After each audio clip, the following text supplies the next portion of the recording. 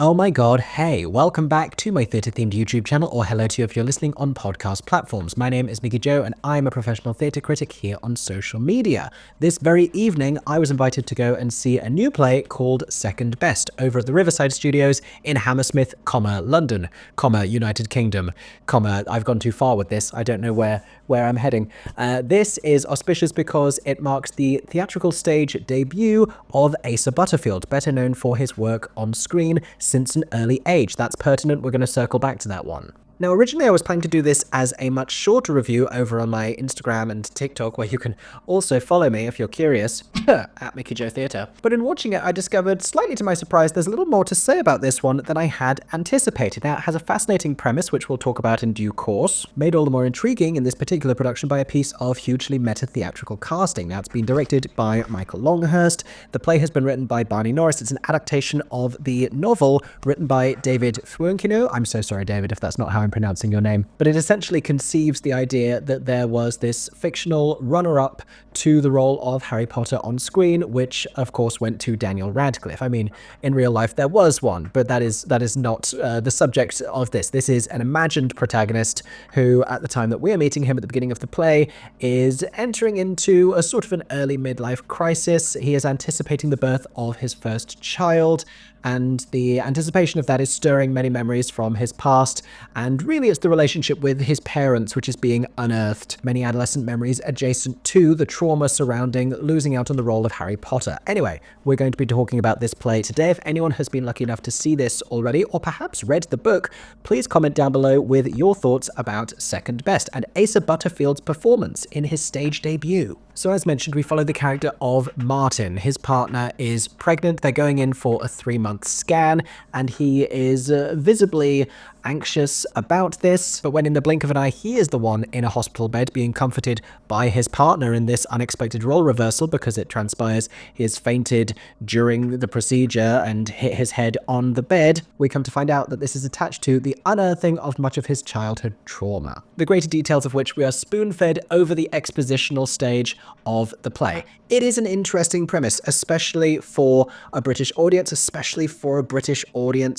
at this time of my particular age range, who really grew up with these books. And before we go any further, because we're talking about the Harry Potter world here, I do want to clarify where I stand about this, because, you know, it affected my enjoyment of the play. And I've spoken quite recently on here about Harry Potter and the Cursed Child, which of course is still running in London and is being produced globally, and the fact that I don't even like talking about it because I don't want to advertise it. My distaste for Harry Potter has grown to such a point that I am now sort of actively uncomfortable when I see it, when I encounter it, certainly when it is so heavily mentioned in a play. That being said, even after the fact, I saw a pretty great play a few years ago at the Vault Festival called Dumbledore is So Gay, which went much of the way to try and reclaim the idea and the magic and the world of Harry Potter for a trans-inclusive queer audience. But what I wanted to say about this is that I, like much of my generation, really truly grew up with these books, with the release of these books.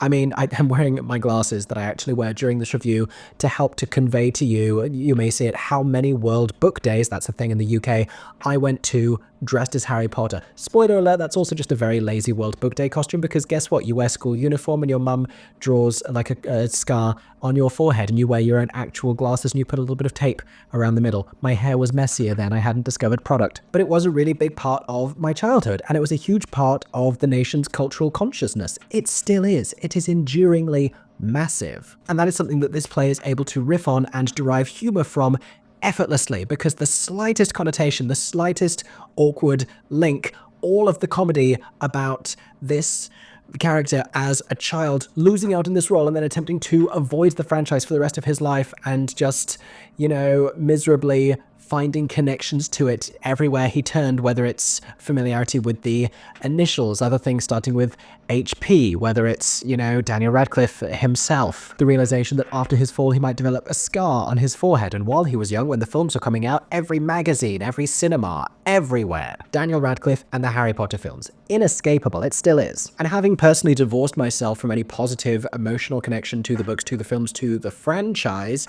the experience of this, and, you know, remembering what that was like and remembering any fondness that there may have been for it, is not dissimilar to unexpectedly running into an ex and then having to spend the evening in the same place. Like, there's no extraordinary animosity, but it's definitely weird. Anyway, now that I'm just about done making this about me, let me tell you a little bit more about this play. Because it is also, and I ought to have mentioned this, a one-act monologue. It runs for about 80 minutes, and it does the reasonably typical thing structurally where we begin in a certain recent circumstance, and then in order to explain that, he talks about certain events from the past. He talks about the moment when he first met his partner at a party that we will circle back to at the end of the thing. He talks about different events from across the years of his childhood, and we eventually settle into a stronger narrative flowing through the years of his past, and we start to jump around a little bit less,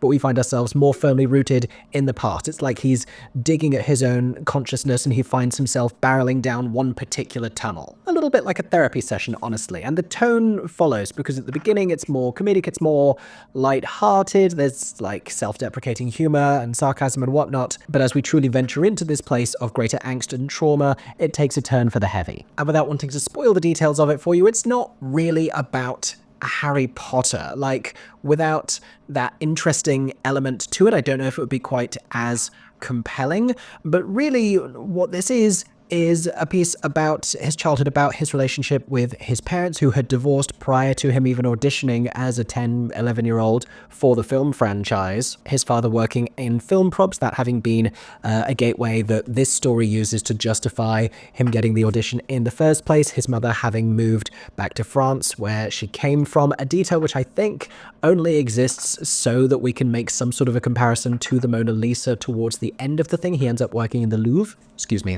And British audiences, certainly those born after the Second World War and before the new millennium, will definitely find a lot of this relatable, definitely culturally relatable. I also like the way it speaks to the experience of, young men who are anticipating becoming fathers for the first time. I feel like that's not ground which is trodden in a lot of contemporary plays. And if it is, it's often talking about something different. It's often talking about legacy and like their own relationship with their father, which this touches on, but it's also bigger than that, because it also feels like a young man approaching or even around 30 years old who is entirely of the age to be a parent for the first time, but in this generation now, I mean, myself included, a lot of people around 30 who don't feel anywhere near old enough to be taking care of another human being. And perhaps it's always felt that way, and we're just, experiencing it in media in a different way. Maybe when you hit that age, it feels different. Maybe it always has. But it's a pretty meaningful exploration of him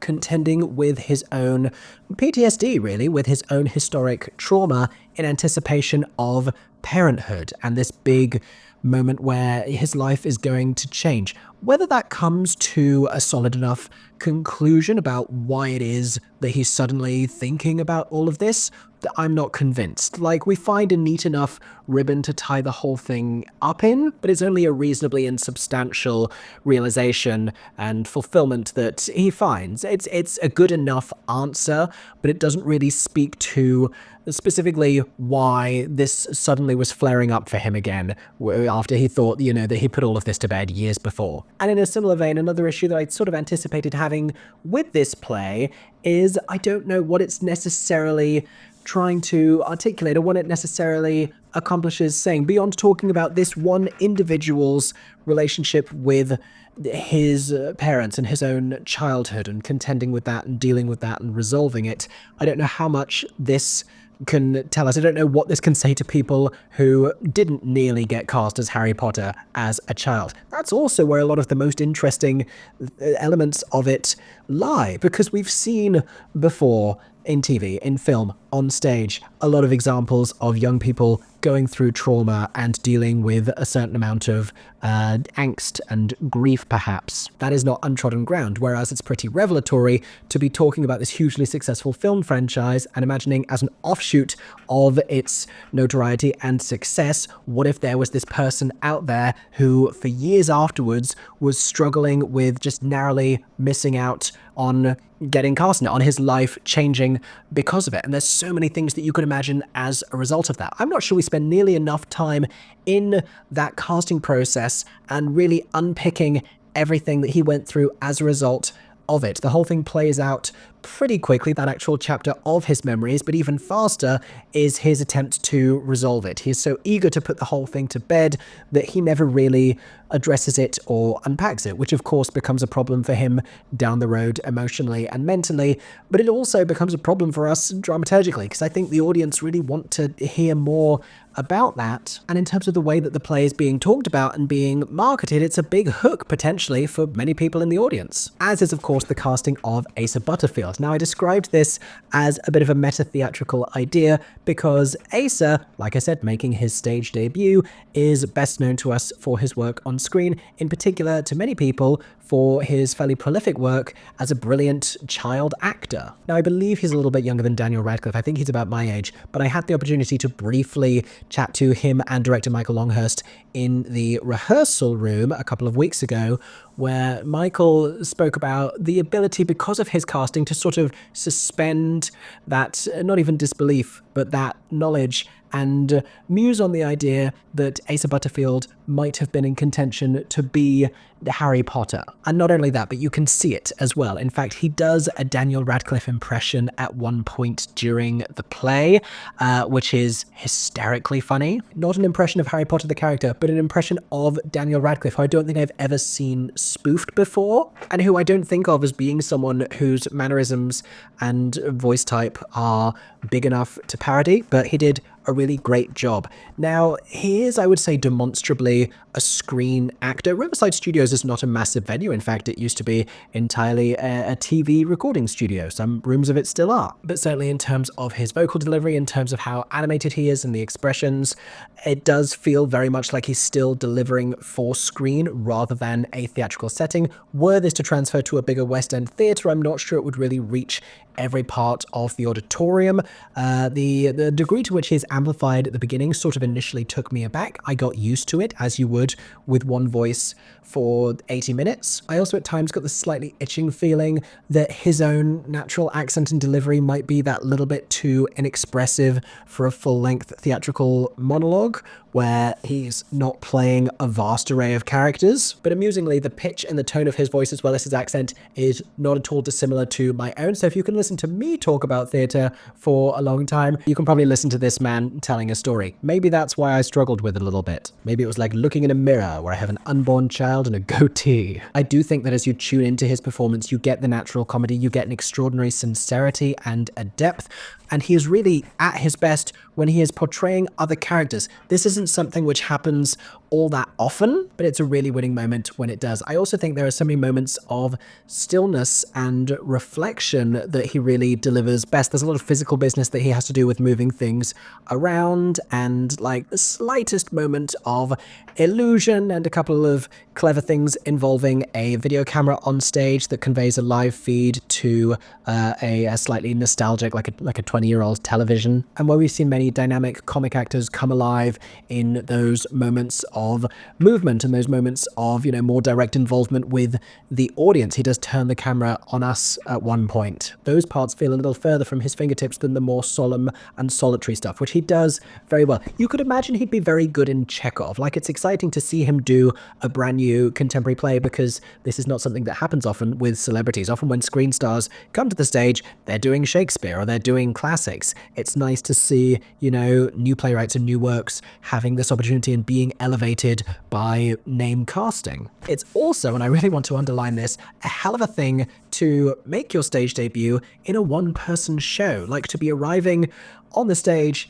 and to be in a set that physically doesn't have wings. The only way that he can enter or exit this space is by leaping off of the stage and exiting out of the auditorium exit. Like, that's what he had to do during the curtain call. He also, and we'll speak about the set design momentarily because this is going to leave you intrigued, at one point is elevated, I'd say around 15 feet above the stage, having climbed up there on a fairly flimsy looking ladder himself. He is pushing around these big set pieces, and there are several curiosities about this set, but it is, for the most part, a very sort of oppressively empty, large white box without a front. It has been designed by Fly Davis, with lighting designed by Paulie Constable. There is some forward lighting, there is also overhead lighting. We move between these cooler and warmer tones with a couple of moments of color flash to take us to a completely abstract place. And initially it's sort of an unidentifiably strange set of props that surround him in this almost empty space.